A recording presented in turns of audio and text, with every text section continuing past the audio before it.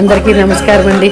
పార్వతీస్ కిచెన్కి స్వాగతం. చూడండి, వాళ్ళ నేను అరటికాయ కొంచెం చిలకడ దుంప ముక్కలు వేసి ఫ్రై చేశానండి. పెసరపప్పు, పచ్చి కొబ్బరి వేసి ఆ కూర అండ్ సలాడ్ చూడండి. దీంట్లో బ్రోకోలీ, క్యారెట్, ముల్లంగి, ఉల్లిపాయ, క్యాప్సికమ్ ఇవన్నీ వేసి చక్కగా హై మీద అన్నీ కొంచెం కొంచెం చల్లేసి ఉప్పు, కారం, ధనియాల పొడి, కొంచెం గరం మసాలా చల్లి చిన్న నిమ్మకాయ ముక్క పిండి వేపేసి అది సలాడ్.